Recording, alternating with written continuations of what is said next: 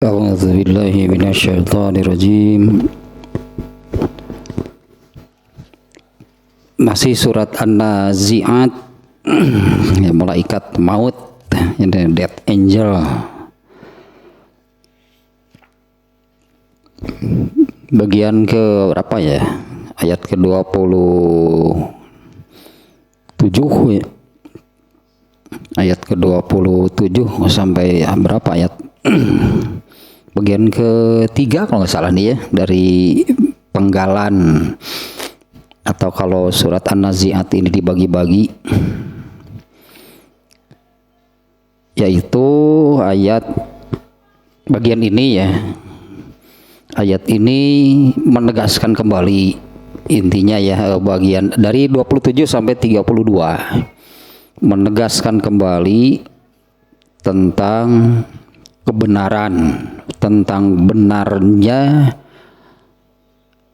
hidup setelah mati, ya, dimana ini menjadi hal yang sulit gitu ya untuk diyakini oleh manusia. Itu pada dasarnya ya, hal ini sulit, hal yang sulit untuk diyakini oleh manusia. Di bagian pertama ya, Allah yang bersumpah dengan malaikat-malaikat itu ya, untuk menyampaikan hal ini. Nah, di ayat 27, kalau tidak percaya, katakanlah ya, kalau tidak percaya dengan penjelasan, dengan dalil, bahkan bukti adanya hidup setelah mati, atau manusia itu akan dibangkitkan kembali, dihidupkan kembali. Nah, kalau tidak percaya dengan keterangan, penjelasan, dalil dan bukti yang dibawa oleh Rasulullah SAW, nah, di ayat 27 ini Allah menggugah akal manusia ya, yang arahnya sama ke arah sana, untuk sampai kepadanya dengan maksud agar manusia itu mau mempercayai itu, bahkan meyakini kebenaran hal tadi, yaitu bahwa manusia itu akan dihidupkan kembali, dibangkitkan kembali setelah matinya, yaitu di akhirat. Nah, yang kemarin ayat 27 nih ya, yang menggugah akal manusia, antum asyaddu khalqan amis sama'u banaha. Nah, ayat ini yang menyentil gitulah, menggugah akal manusia supaya percaya. Nah, apakah kalian, penciptaan kalian gitu ya, manusianya, apakah penciptaan kalian manusia itu lebih sulit, lebih berat bagi Allah dibandingkan dengan bagaimana Allah menciptakan langit dan membangunnya atau membuatnya menjadi sebuah bangunan yang bagi manusia ini amat sangat besar.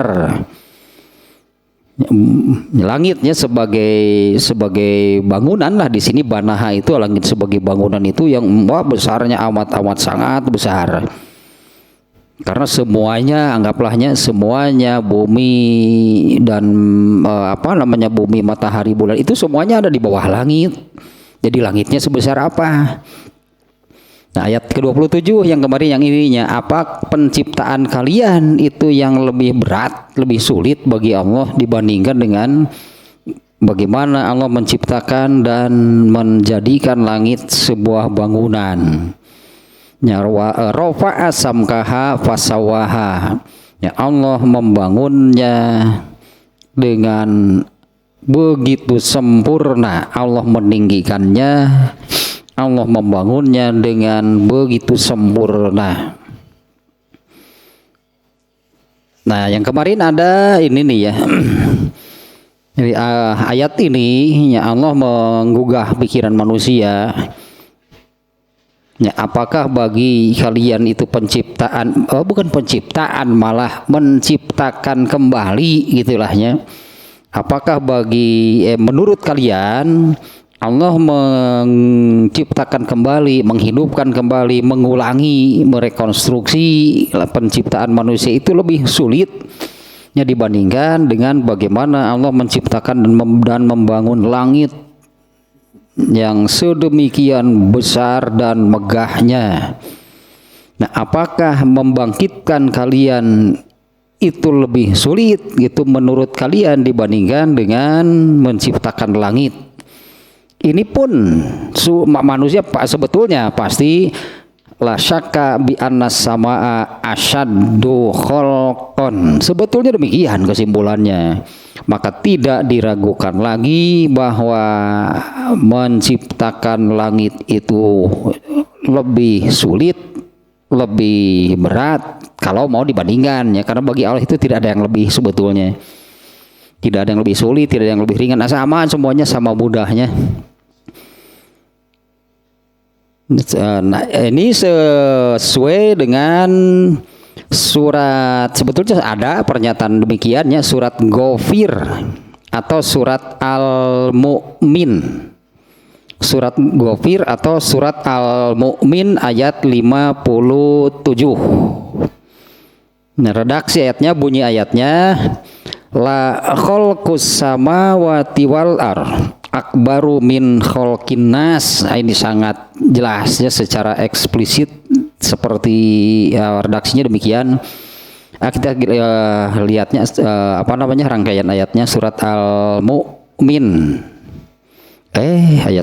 Surat keberapa Al-Mu'min deh? Surat Al-Mu'min atau surat Ghafir? Ini nih ayat surat ke-40.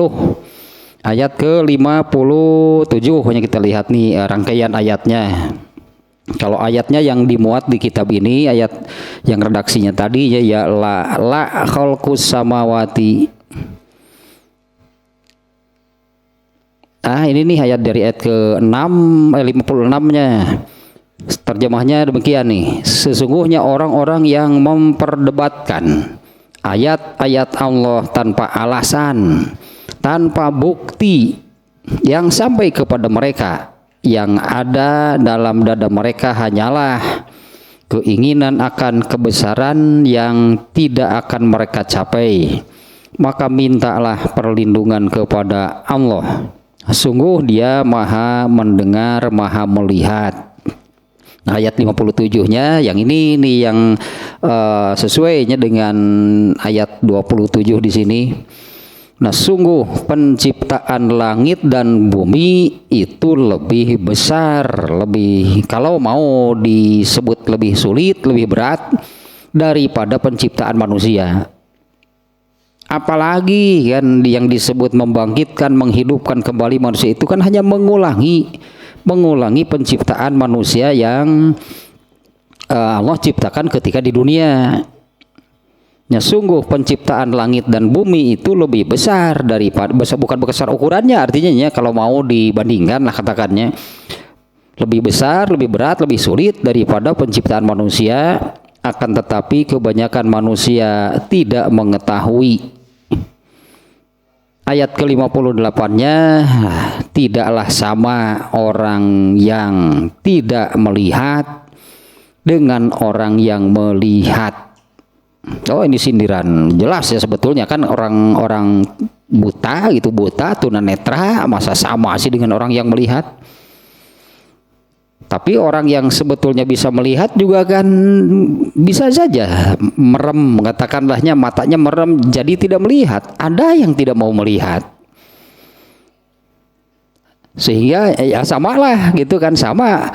Orang yang ini hayat ini ya tidak sama orang yang buta dengan orang yang melihat. Ini gambarkan orang yang memang tunanetra, hanya secara fisik matanya tidak melihat. Bagaimana atau orang yang tidak melihat ini bisa melakukan sesuatu? Ya pasti meraba-raba, berjalan saja meraba-raba. Nah, orang yang sebetulnya melihat tapi mereka menutup mata, sama kan, jadi sama dengan orang yang buta atau tunanetra. Nah, ini orang yang buta, orang yang tidak mau, kan di ayat ini nih di ayat 57-nya, akan tetapi kebanyakan manusia tidak mengetahui.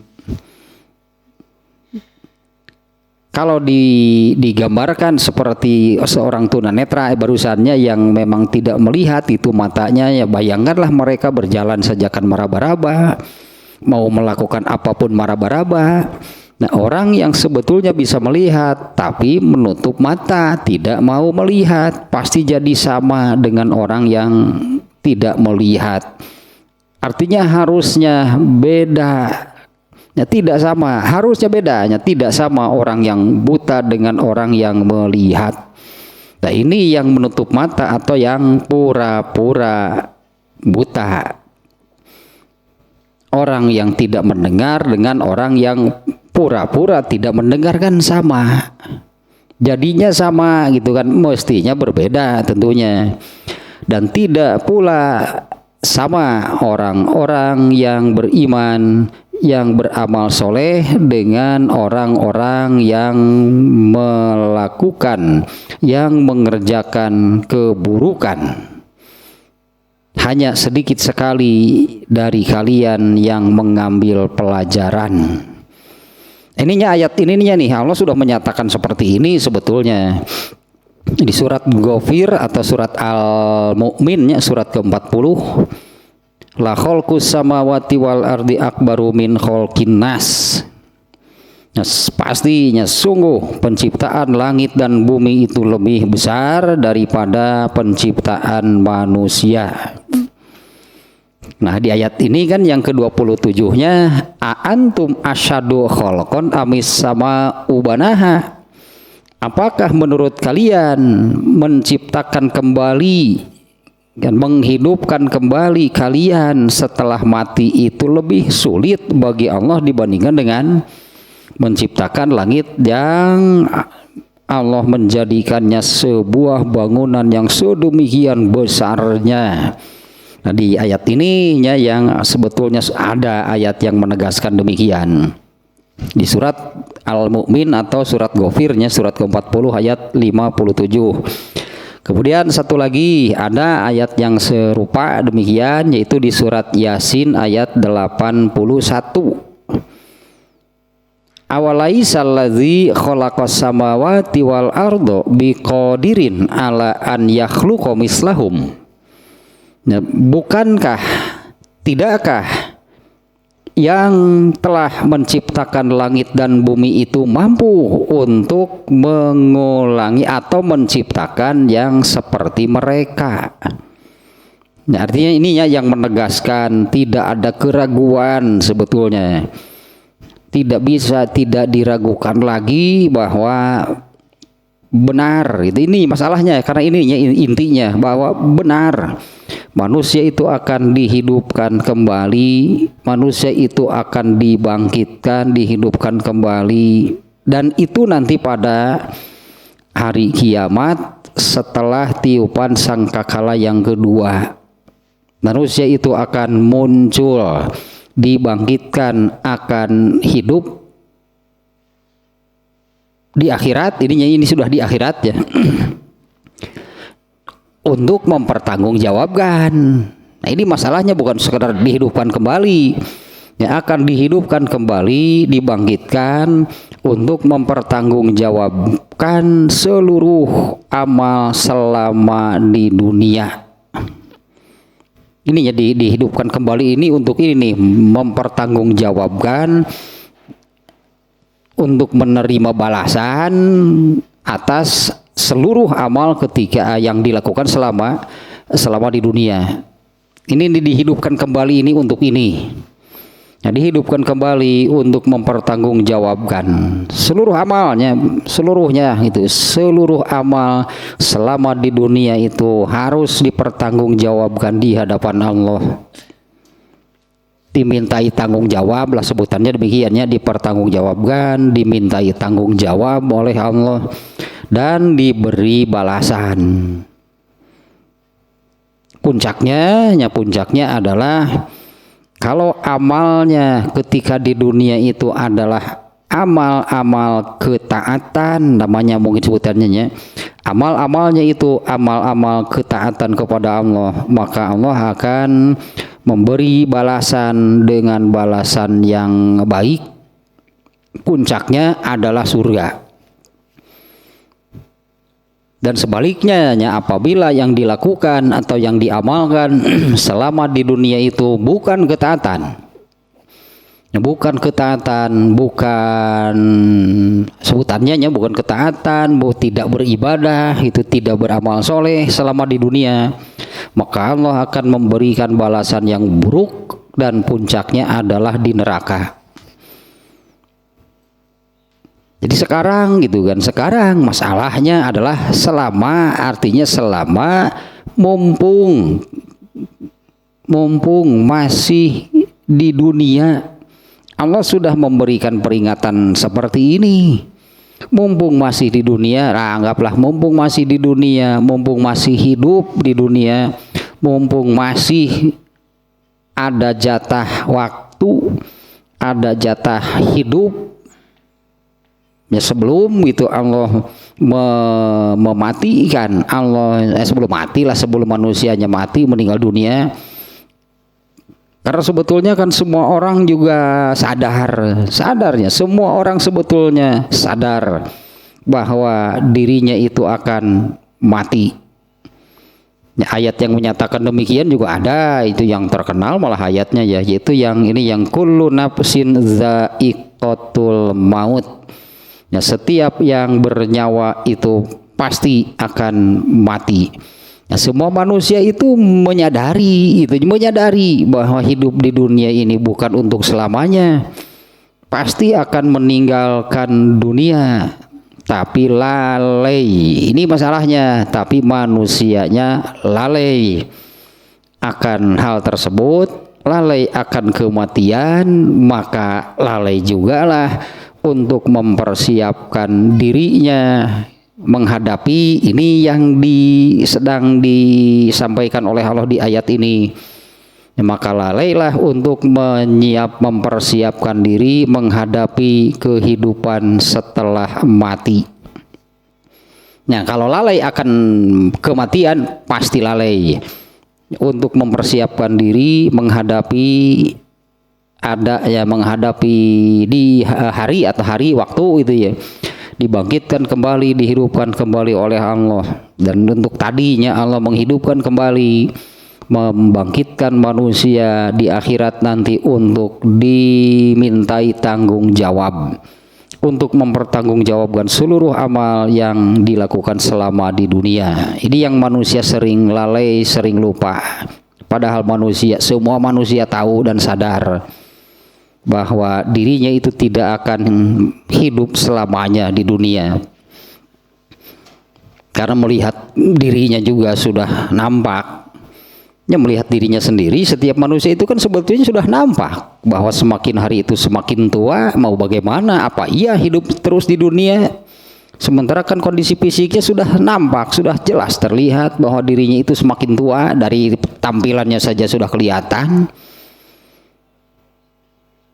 Nah, setiap orang kan setiap manusia kan beda-beda tuh, orok siga kumaha tampilanana, kemudian balita seperti apa, kemudian usia remaja seperti apa, dewasa seperti apa, nenek-nenek, kakek-kakek kan beda, dari fisiknya sudah kelihatan. Itu kan sudah menunjukkan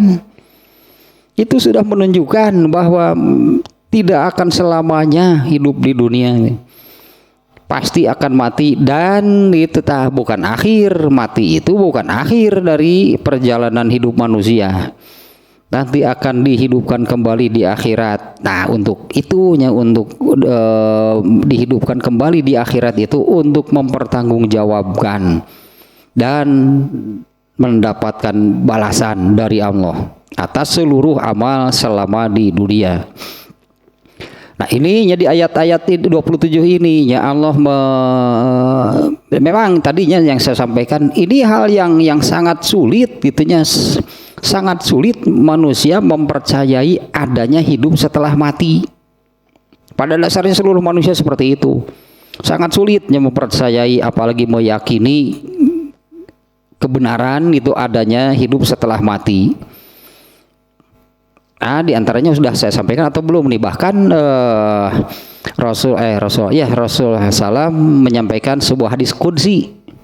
Ya, hadis qudsi itu hadis isinya ini firman Allahnya, tapi yang bukan selain Al-Qur'an gitulah. Hadis qudsi itu firman Allah selain Al-Qur'an. Rasulullah SAW menyampaikan, ya Allah berfirman, yang ini ada dua nih yang diisinya di hadis qudsi ini. Yang pertama adalah syatamani abdi walaisa walayan bagilahu zalika, kalau nggak salah kalau demikianlah redaksinya ya. Wa kazzabani abdi walayan bagi walaisa walayan bagi lahu zalika, kalau nggak salah. Manusia itu menghina, disebutnya di sininya syatamani, menghina Allah, menghinaku gitunya, karena ini hadis qudsi ini firman Allah ya. Manusia itu menghinaku dan manusia itu mendustakanku. Amma syatmuhu iyaya fa yakuluna anni walad, kalau nggak salah demikiannya. Adapun penghinaan mereka kepadaku adalah mereka mengatakan bahwa aku punya anak. Nah, ternyata yang mengatakan demikian itu yaitu Yahudi dulu, entah sampai sekarang pemahamannya masih demikian atau berubah. Saya kira tetapnya sampai hari ini Yahudi adalah Yahudi. Orang Yahudi mengatakan Uzair itu anak Allah. Kemudian karena orang Nasrani mengatakan Isa itu anak Allah. Orang-orang jahiliyah lagi ini yang menyembah berhala ikut-ikutan lagi mengatakan Allah punya anak. Kalau orang-orang jahiliyah, para penyembah berhala beda. Kalau Yahudi Nasrani ini di masanya ini agama yang benar karena ada kitabnya melalui nabi yang diutus oleh Allah. Yahudi kan diturunkan oleh Allah melalui Nabi Musa, kitabnya Taurat. Itu benar di masanya. Ya dulu di zaman Nabi Musa. Kemudian agama Nasrani juga benar, itu agama dari Allah. Tapi mereka mengatakan demikian. Nah, orang-orang jahiliyah yang menyembah berhala ini apa? Karena ini agama buatan mereka sendiri. Tapi kemudian mereka mengatakan, ikut-ikutan mengatakan Allah punya anak. Orang-orang jahiliyah mengatakan bahwa malaikat itu adalah anak-anak perempuan Allah. Entah siapa ibunya kalau begitu. Sekarang aneh wae itulah. Nah, satu lagi wa amma takzibuhum iyaya, adapun mereka mendustakan aku, mereka mengatakan, nah terkait dengan hal ini nih. Mereka mendustakan aku dengan mengatakan bahwa aku tidak mampu, aku lemah. Gitulah hanya bahwa aku tidak mampu, bahwa aku ini lemah untuk menghidupkan kembali manusia setelah matinya. Ini hal yang sulit untuk mempercayai, apalagi meyakini adanya hidup setelah mati. Nah, dulu orang-orang yang di zaman Rasulullah katakannya ya, orang-orang Yahudi, orang-orang Nasrani, orang-orang jahiliyah juga sama. Nah, yang membawa tulang belulang manusia lalu dibawa kepada Rasulullah itu orang-orang jahiliyah. Apa tulang belulang seperti ini yang kamu katakan manusia itu akan hidup lagi? Ya, padahal banyak sih ayat banyak. Nah, sebetulnya ayat-ayat ini yang melalui pikiran, melalui akal manusia, Allah sudah memberikan perbandingan yang tadi. Mengulangi penciptaan manusia, merekonstruksi penciptaan manusia itu lebih sulit dibandingkan dengan bagaimana dulu Allah menciptakan dan menjadikan langit itu sebuah bangunan yang besar. Tentunya gitu ya. Allah yang mampu menciptakan langit yang sedemikian besarnya itu, dimana kan kalau menurut antariksawan, angkasawan, banyak hal yang ajaib, yang menakjubkan.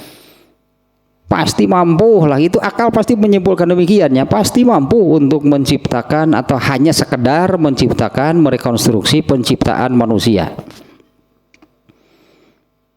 Nah, kemudian selanjutnya di ayat berikutnya nih ya. Wa aghtasha lailaha wa akhraja duhaha. Dan Allah menjadikan malam itu gelap dan Allah menjadikan siang itu terang.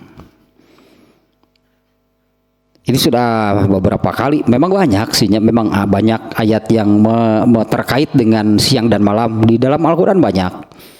Di antaranya ayat yang ini bunyinya yulijul laila fin nahari wal yulijul laila fin nahar wa yulijun nahara fil lail. Alah surat naon eta teh kira.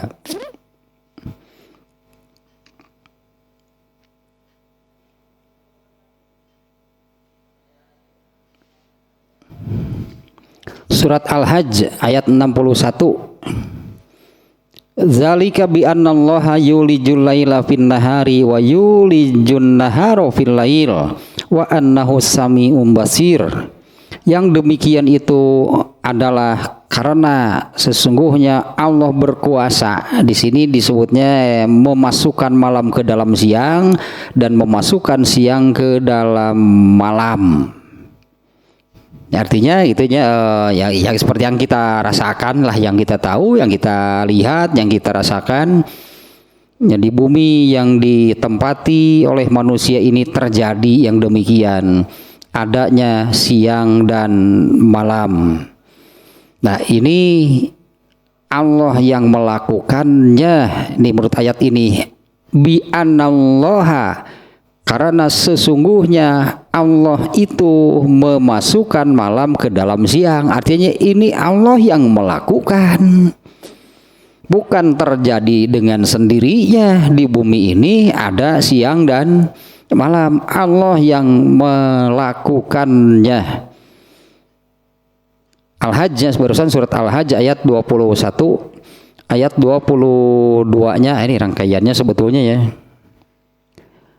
Ayat 22-nya zalika bi annallaha huwal haqqu wa annama yad'una min dunihi huwal batilu wa annallaha huwal aliyyul kabir.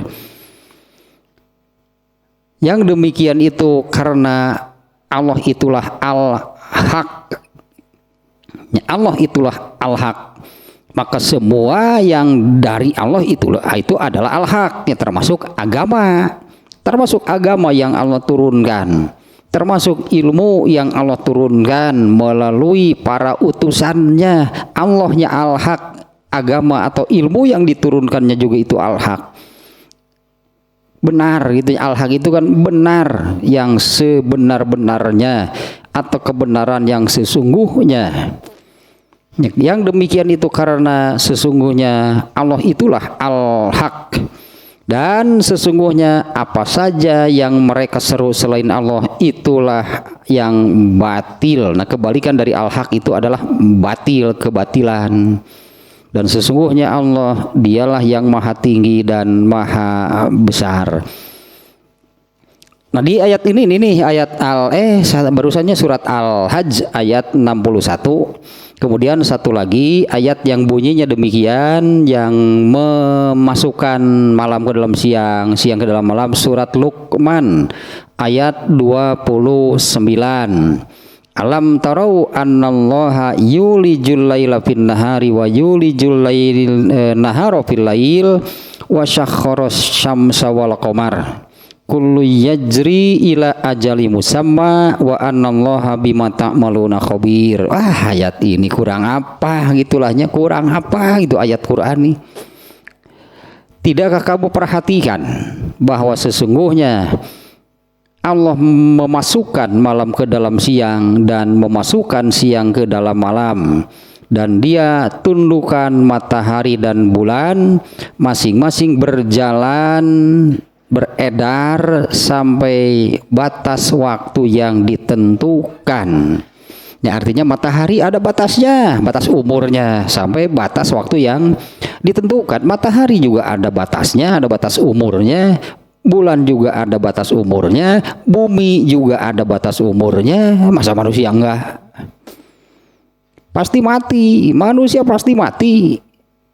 Nah, hanya bagi manusia tidak seperti bumi yang hancur, ya sudahlah hilang, katakanlahnya nggak akan ada bumi lagi. Kalau sudah hancur ya hancur.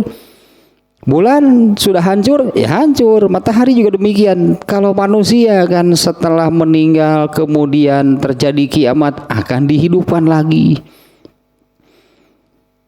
Allah yang berkuasa menundukkan matahari dan bulan, kullu yajri ila ajalim musamma. Semuanya berjalan beredar sampai batas waktu yang ditentukan. Wa anallaha bima ta'maluna khabir, dan sesungguhnya Allah mengetahui apa yang kalian lakukan. Ya, surat Luqman ya barusan ayat 29. Ayat 30-nya sama dengan yang tadi di surat Al-Hajj. Zalika bi annallaha huwal haq. Yang demikian itu karena Allah itulah al-haq, wa annama yad'una min dunihi ba'al batil. Ya, dan sesungguhnya yang mereka seru selain Allah itu adalah al-batil. Wa annallaha huwal aliyyul kabir, dan sesungguhnya Allah itulah yang maha tinggi dan maha besar. Kemudian surat Fatir ayat 13 yang tadilahnya memasukkan siang ke dalam malam. Kemudian surat Al-Hadid ayat 6. Surat Al-Hadid ayat 6. Jadi ada 4 ayat nih yang menerangkan bahkan dengan kalimat yang sama, yulijun nahara fil lail wa yulijul lail fin nahar. Sampai 4 ayat. Hanya katakanlah sampai 4 ayat menerangkan hal yang demikian. Kenapa terjadi siang dan malam? Bagi yang tidak hese tentu kita sebutnya hari mau mikir yang udah hese kumaha tuh. Artinya bagi yang tidak tergugah pikirannya, lebih jauhnya yang tidak memikirkan hal tersebut, ya sudah terjadilah begitu siang dan malam, itu hal biasa.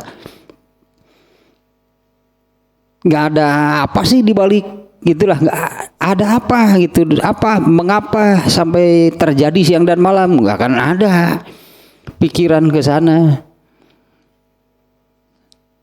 Padahal ini hakikatnya terjadi siang dan malam itu Allah yang melakukan demikian dengan redaksi memasukkan siang ke dalam malam, memasukkan malam ke dalam siang. Nah, yang terasa gitu oleh manusia di bumi itu ya berjalanlah itu terjadi siang dan malam,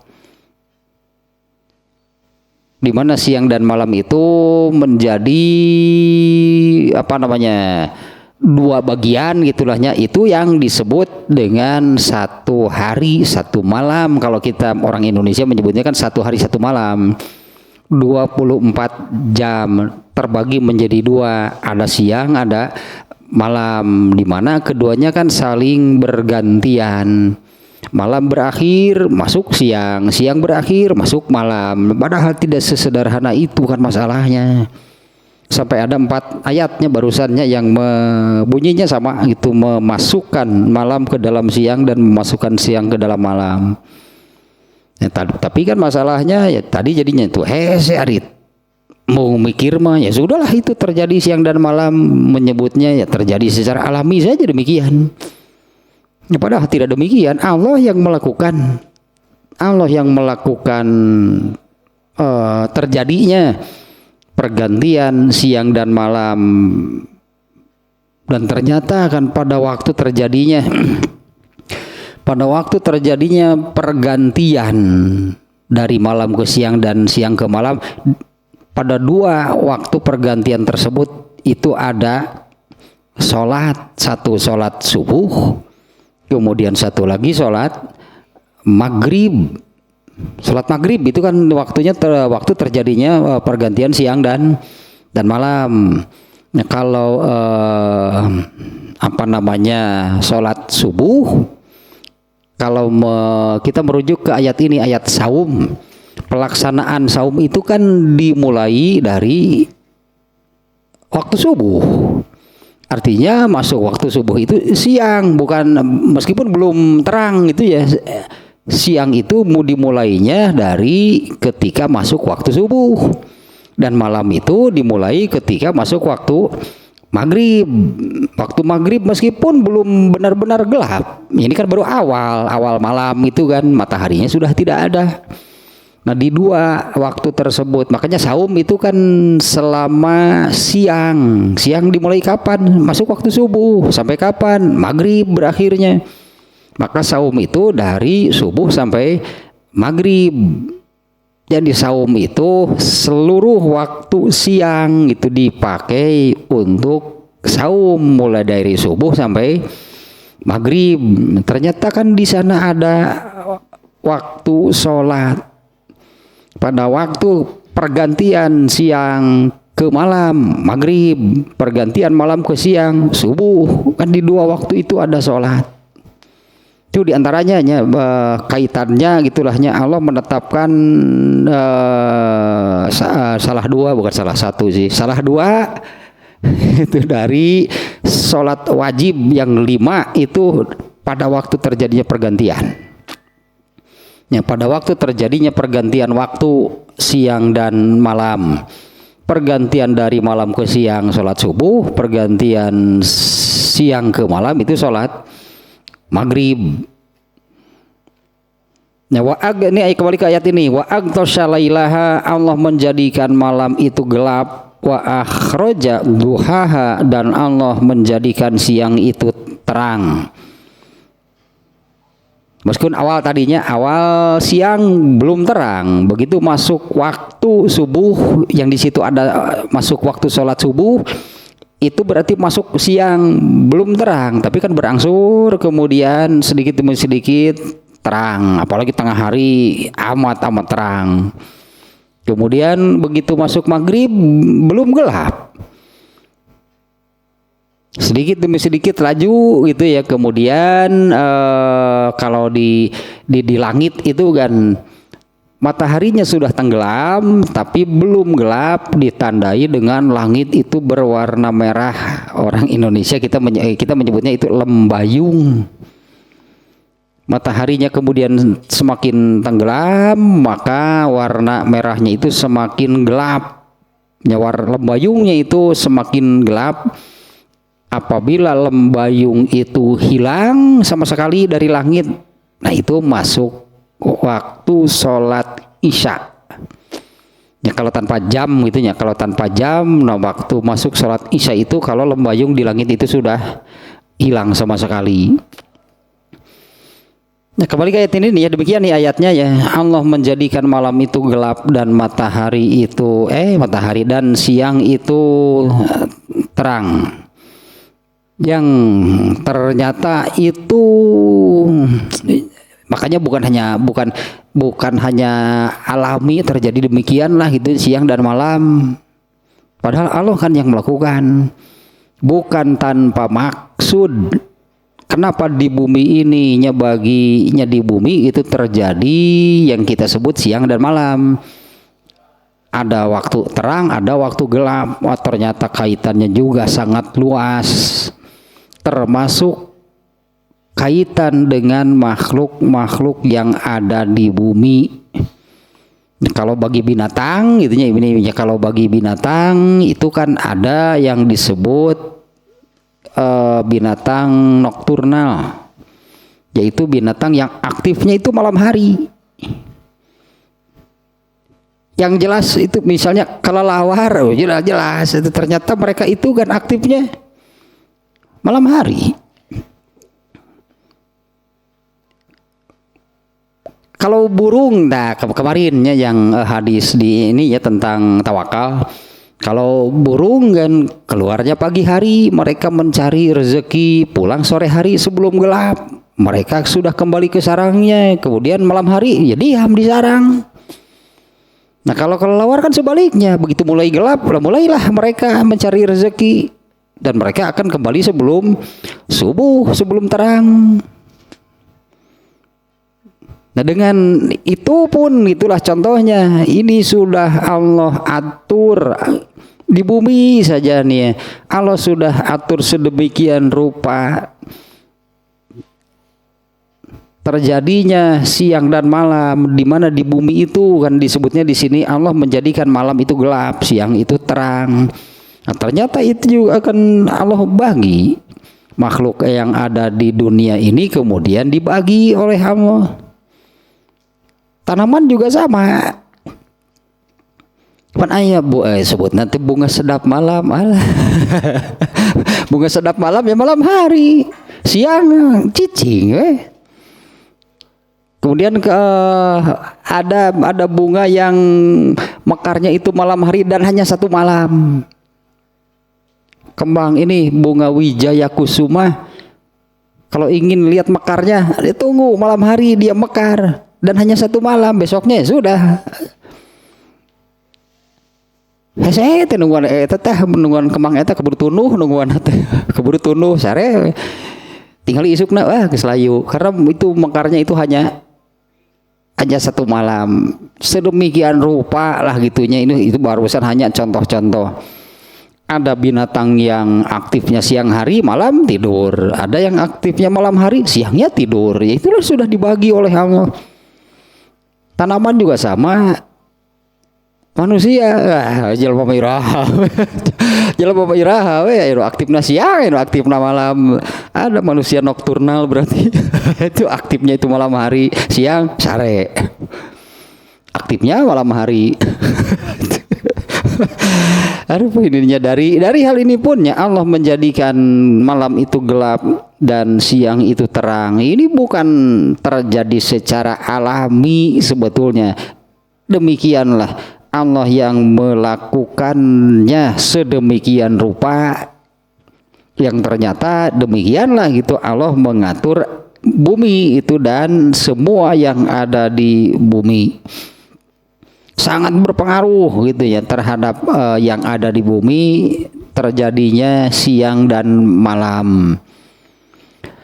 Nah, kemudian yang berikutnya nih, wal ardu ba'da dzalika dahaha, dan setelah itu Allah menghamparkan bumi ya, dan wal ardu ba'da dzalika dahaha Allah, dan setelah itu Allah menjadikan bumi itu terhampar.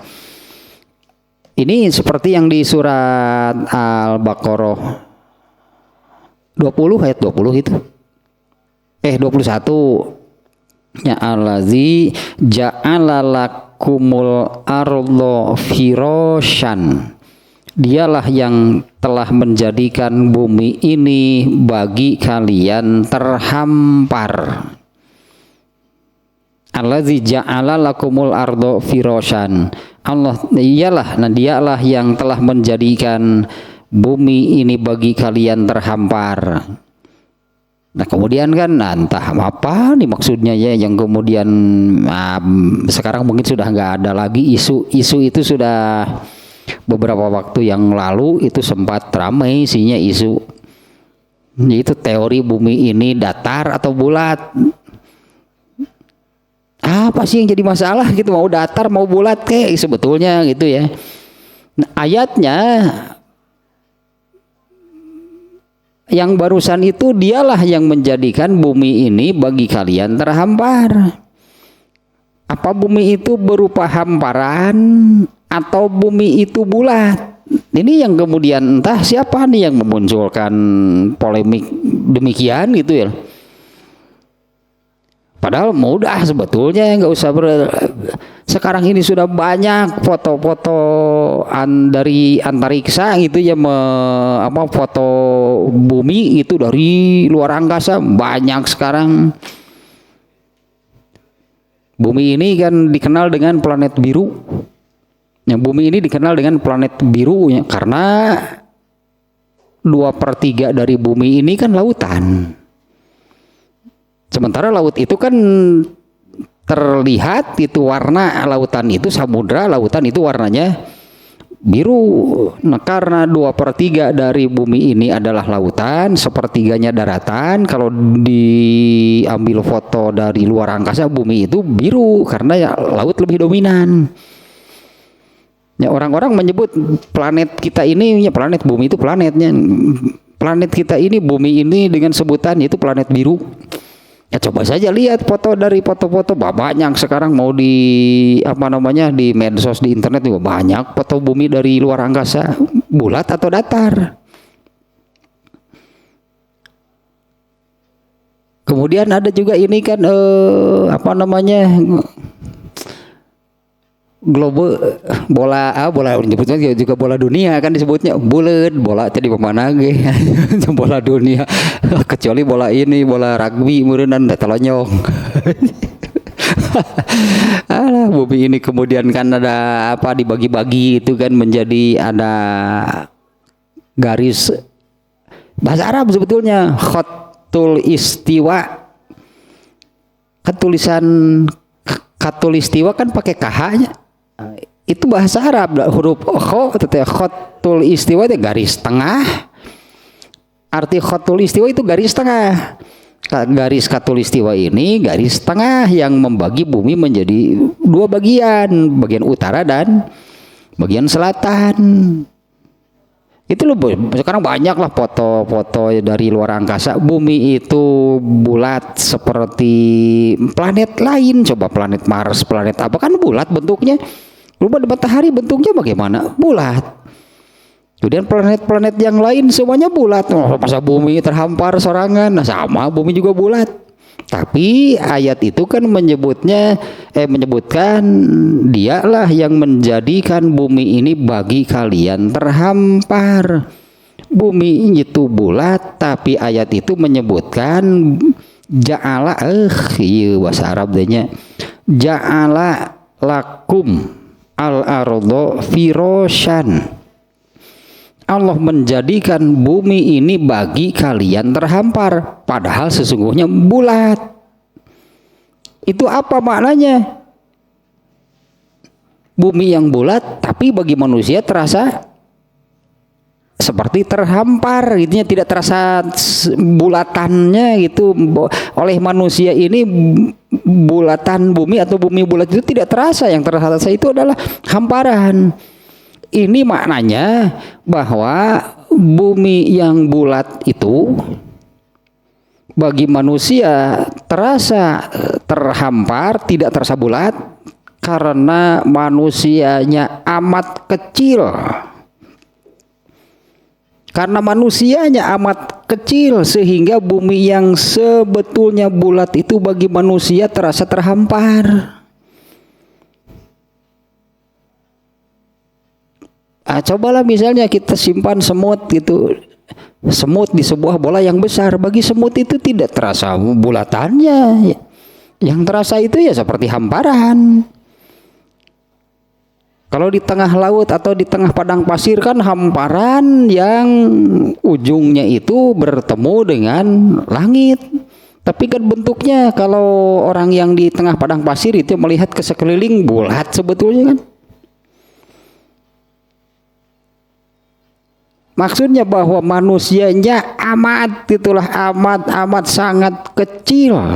Itu mana ayat yang tadi, Allah menjadikan Allah menjadikan lakum itu bagi kalian al-ardo bumi ini firoshan terhampar, padahal sesungguhnya bumi itu bulat. Itu maknanya adalah bumi yang bulat itu bagi manusia terasa gitu, bagi manusia itu terasa seperti hamparan, bukan benda yang bulat. Itu maknanya bahwa manusianya itu amat sangat kecil. Dan benar kan memang demikian, manusia itu sangat kecil. Apa namanya, apalagi dengan jalan kaki mungkinnya. Apalagi dengan jalan kaki, entah sampainya berapa lama. Ini kita ambil contoh ini nih yang dari sini ya, dari Jakarta itu, dari Jakarta menuju Jeddah itu di Arab Saudi. Kalau yang mau umroh atau haji naik pesawat dari Jakarta ke Jeddah itu 9 jam. Dengan kecepatan rata-rata kecepatan pesawat itu rata-rata 800 km per jam. 9 jam waktunya. Jaraknya sangat jauh. Coba kalau jalan kaki manusia dari Jakarta ke Jeddah mau Sampainya kapan? Ini karena sangat kecil gitunya, karena manusianya sangat kecil. Kalau menempuh jarak sekian berapa lama? Ini wal ardu ba'daha dahaha, dan Allah menjadikan bumi ini terhampar. Maknanya adalah manusia itu begitu kecil. Manusia itu amat sangat kecil dibandingkan dengan bumi saja yang sebetulnya bulat, terasanya seperti hamparan. Sementara buminya itu juga amat sangat kecil, buminya itu amat sangat kecil dibandingkan dengan benda-benda angkasa lainnya. Coba silahkan carilah gitunya, saya lupa lagi sih, coba cari perbandingan besarnya bumi dibandingkan dengan matahari. Amat sangat jauh, bumi itu amat sangat kecil dari matahari. Sementara banyaknya benda-benda angkasa, bintang-bintang yang besarnya itu sampai ratusan juta, miliaran kali matahari, bukan bumi. Banyak bintang-bintang yang besarnya itu ratusan juta kali atau miliaran kali matahari. Padahal bumi saja dibandingkan dengan matahari hanya sebesar titik bumi ini. Nah, manusianya sebesar apa? Ya, manusianya sebesar apa? Artinya benar gitunya, jangan dibandingkan dengan manusia lah, karena manusia itu amat sangat gitu, terlalu kecil. Kalau ini salah satu kalimat yang paling gitunya Allah sukai. Kita ke hadis ini dulunya. Saya ingat satu hadis ini nih. Allah itu paling senang, Allah paling suka dipuji. Allah itu paling suka gitu dipuji. Makanya kalau malaikat selalu memuji-muji Allah. Kemudian ini juga nih Rasulullah SAW nantinya pada hari kiamat itu kan satu-satunya orang yang oleh Allah diizinkan untuk memberi syafaat. Karena nabi-nabi yang lain kan tidak bisa. Hanya Rasulullah SAW yang oleh Allah diizinkan untuk memberi syafaat. Caranya hanya prosesnya, berarti proses cara bagaimana Rasulullah memberi syafaat. Rasulullah SAW itu harus datang menghadap kepada Allah, minta izin untuk memberi syafaat. Nah, ketika Rasulullah datang menghadap kepada Allah, Rasulullah itu kemudian bersujud, lama sujud di hadapan Allah, memuji Allah. Setelah sekian lama Rasulullah SAW sujud, kemudian Allah memerintahkan, bangun, ada apa? Rasulullah kemudian meminta izin untuk memberi syafaat, dan oleh Allah kemudian diizinkan.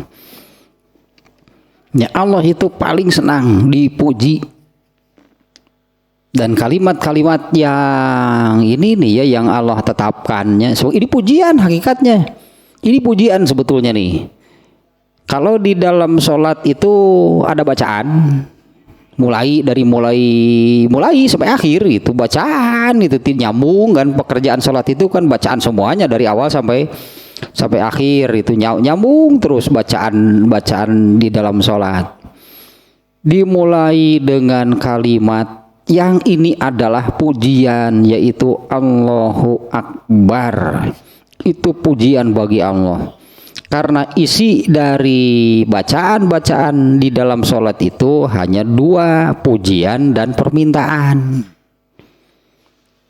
Isinya bacaan di dalam sholat itu hanya dua, pujian dan permintaan. Dan Allah itu sangat senang, Allah sangat suka dipuji. Dan kalimat-kalimat yang paling Allah sukai ketika memuji Allah itu Allah sendiri yang membuat kalimatnya, yaitu yang dijadikan wirid atau zikir setelah sholat wajib. Itu tuh kalimat subhanallah, alhamdulillah, kemudian Allahu Akbar. Nah, kalau Allahu Akbar maknanya Allah yang maha gitu kan, Allah maha besar. Ya tidak maha besar bagaimana gitu kan, Allah itu maha besar, ya tidak maha besar bagaimana. Cobalah ini nih yang ayat ini perhatikan. Ciptaan Allah, atau ini kan ayat gitu kan sebutannya, ciptaan Allah itu kan ayat kauniyah. Perhatikan ciptaan Allah yang barusan ukurannya, manusia itu sebesar apa? Manusia itu tinggal di bumi yang bulat, tapi Allah sudah menyebutkan bumi ini bagi manusia terasa terhampar karena manusianya sangat kecil, amat sangat kecil manusianya gitu ya, berada di satu tempat yang bulat, tapi bagi manusia itu seperti terhampar. Manusia sangat kecil, buminya sangat besar bagi manusianya. Manusianya kecil, buminya sangat besar. Tapi bandingkan bumi dengan dengan planet atau bintang-bintang yang ada di seluruh alam raya. Bumi ini sebesar apa? Nggak ada ukurannya lah, terlalu kecil, sebesar debu mungkin bumi ini. Bandingkan dengan matahari, bandingkan dengan bintang yang paling besar itu Antares itu kalau nggak salahnya. Kayak manusia memberi nama bintang yang entah ukurannya itu ratusan juta atau miliaran kali matahari. Ya, sementara matahari itu juga jauh lebih besar daripada bumi. Nah, manusia ada di bumi yang bulat tapi terasa terhampar. Benar-benar manusia ini amat sangat kecil. Kemudian manusia takabur. Takabur itu kan merasa besar. Takabur itu dari kata kabir, besar. Takabur itu merasa besar. Paling Allah, sebutannya paling Allah ketawa. Ini manusia merasa besar, emang dia sebesar apa? Ya manusia takabur gitu, manusia merasa dirinya besar. Emang manusia sebesar apa? Dan apa sih yang membuatnya gitu merasa besar? Kalau ukuran fisiknya sudah jelaslah manusia itu hanya sebesar debu juga terlalu besar. Apa karena kemampuannya? Kemampuan apa gitu manusia? Manusia itu justru serba terbatas.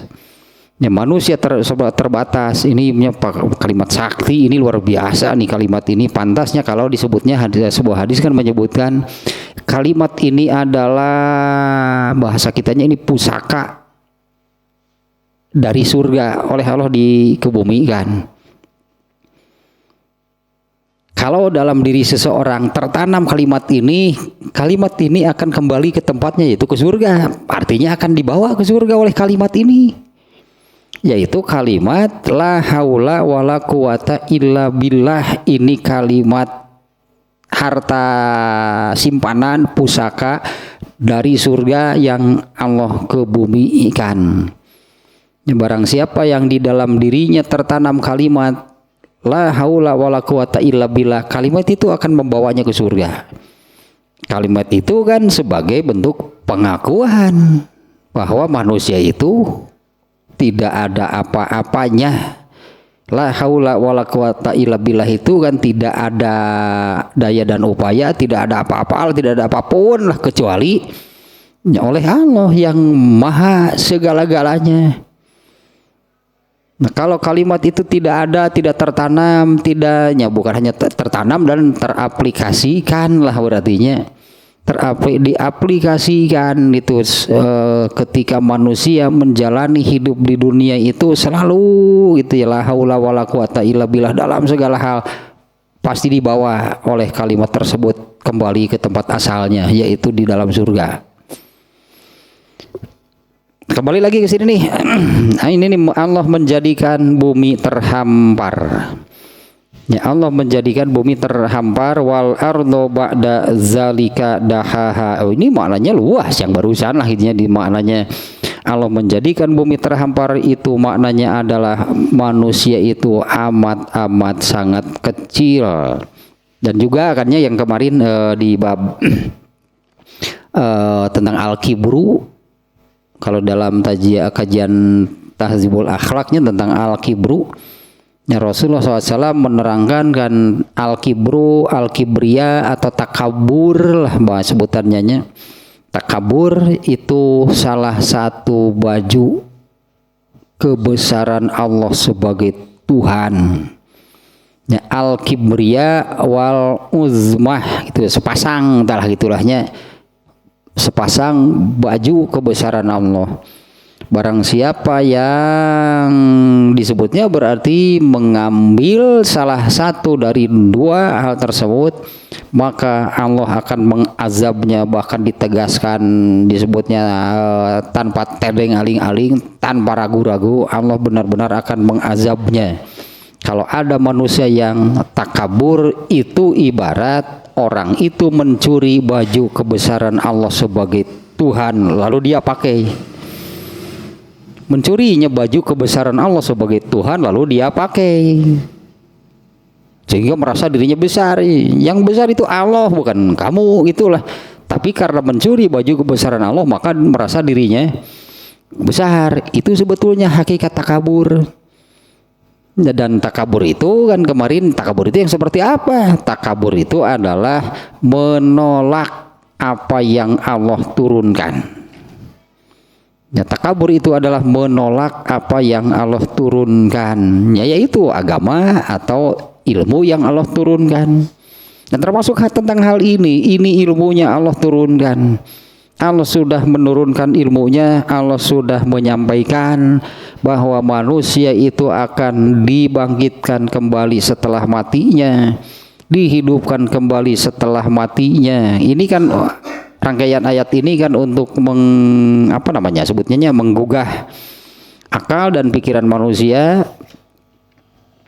supaya bisa gitu sampai kepada kesimpulan benar gitu, adanya hidup setelah mati itu benar. Jadi sampai ke hal-hal seperti ini nih Allah menerangkannya.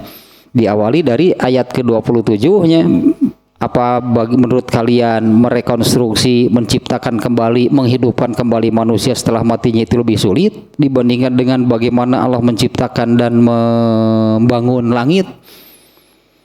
Kemudian di ayat ayat berikutnya, bagaimana Allah meninggikan bangunannya dan Allah menyempurnakannya.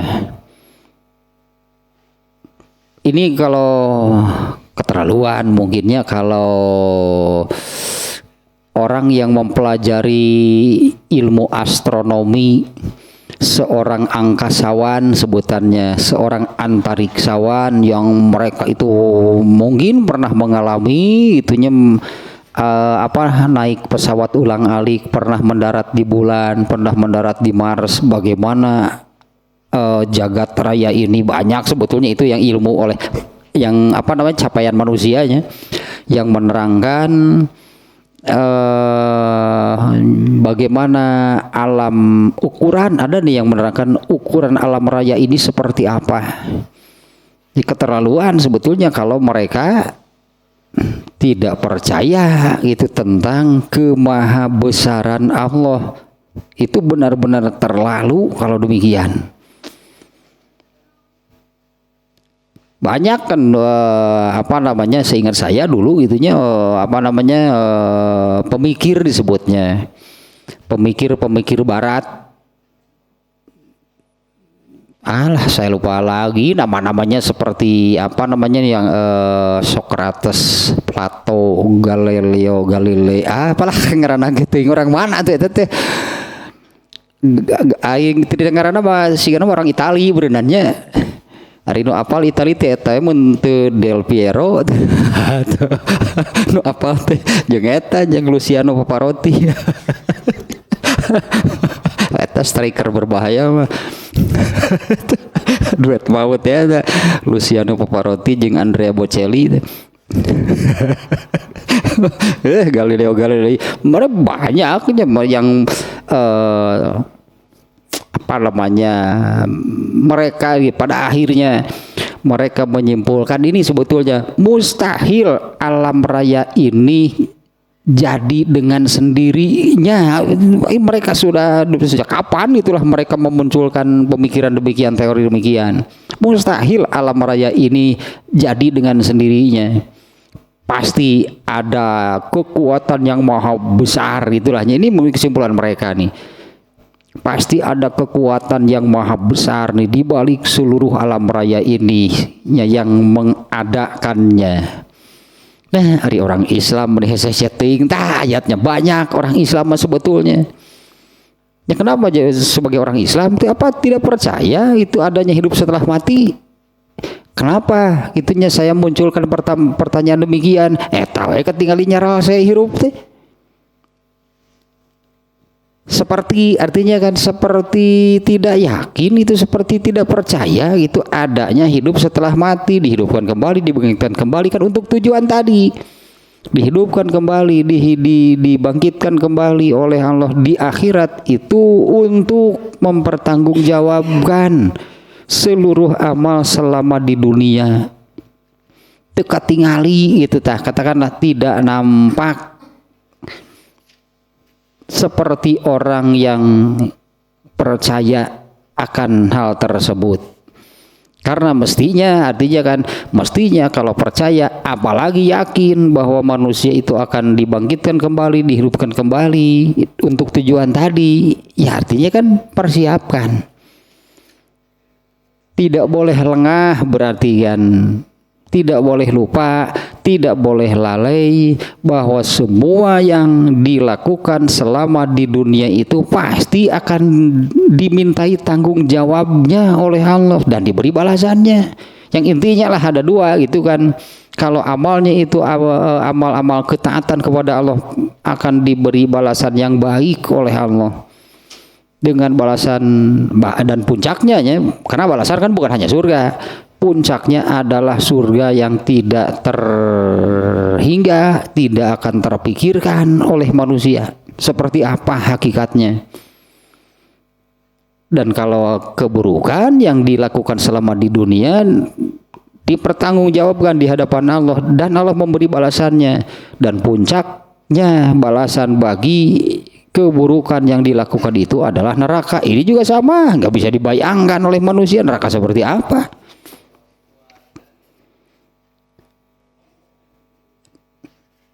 Nah, sampai di sininya berarti wal ardo ba'da zalika dahaha. Ini untuk menggugahnya. Masih ada lanjutannya nih. Akhraja minha ma'aha wa mar'aha. Allah lah yang mengeluarkan dari dalam bumi itu airnya serta tumbuh-tumbuhannya. Ini panjang nih kalau mau dijelaskan nih ya. Allah yang mengeluarkan air dari dalam bumi, karena tadi kan bumi itu terdiri dari dua bagian, daratan dan lautan. Bumi itu kan terdiri dari duanya, daratan dan lautan. Jadi air ada di mana? Di laut, darat, ya daratan. Tapi Allah mengeluarkan air gitu dari dalam bumi, muncullah di daratan. Padahal semua daratan adalah daratan gitu, daratan adalah tanah. Kalau lautan air, jadi air ada di mana? Ada di lautan. Allah sebetulnya yang menggiring itulah, yang memasukkan air ke dalam daratan kemudian muncul. Berarti asalnya air itu asin. Tidak ada air yang tidak asin pada asalnya, karena air itu adanya di tempatnya, yaitu lautan. Kalau daratan, batu, tanah, katakanlah itulah daratan. Kemudian air Allah bawa dari daratan, Allah masukkan ke dalam lautan, ke dalam daratan, dan muncul air di daratan itu sudah tawar, tidak lagi asin. Mahal teteh nyuling cai teh. Ya Allah yang memasukkan itu air dari lautan ke dalam daratan. Dan yang aneh adalah air di daratan itu munculnya di tempat yang tinggi, padahal air selalu mencari tempat yang rendah. Makanya ada air terjun, Berarti ini dari mana datangnya air terjun? Dari tempat yang lebih tinggi berarti. Kenapa air muncul di tempat yang lebih tinggi? Padahal air itu adanya di, ya itulah ilmu Allah. Gampang bagi Allah yang demikian. Dari lautan masukkan ke daratan, munculnya di tempat yang paling tinggi. Terus kemudian mengalirlah ke bawah. Nah ini yang akhraja minha ma'aha wa mar'aha. Allah mengeluarkan dari dalam bumi itu airnya, seperti itulah kurang lebihnya prosesnya. Karena pada asalnya kan pada asalnya yang tadi bumi itu terbagi menjadi dua, daratan dan lautan. Air adanya di lautan, daratan itu tanah batu paling juga.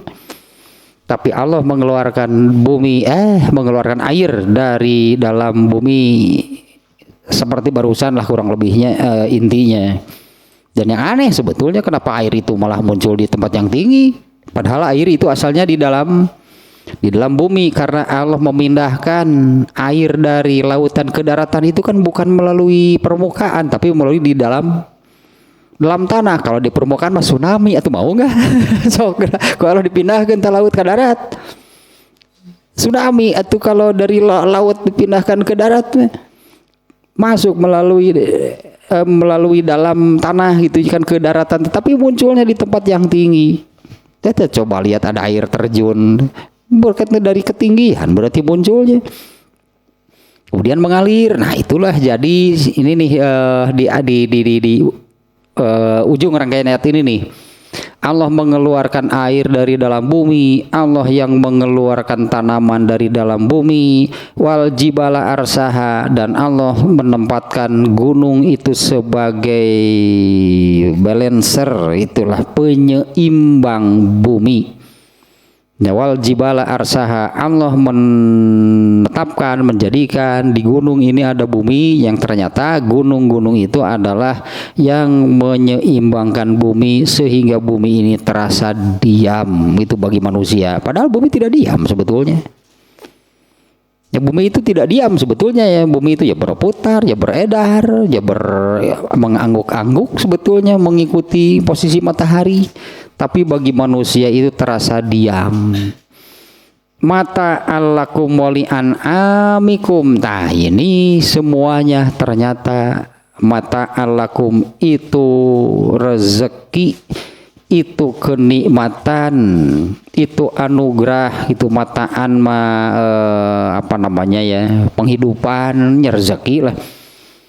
Mata alakum itu adalah rezeki anugerah bagi manusia, wali an'amikum, dan bagi binatang ternak kalian. Nah selesai dah rangkaiannya ayat 27 sampai 33. Intinya rangkaian ayat-ayat ini adalah menggugah pikiran manusia.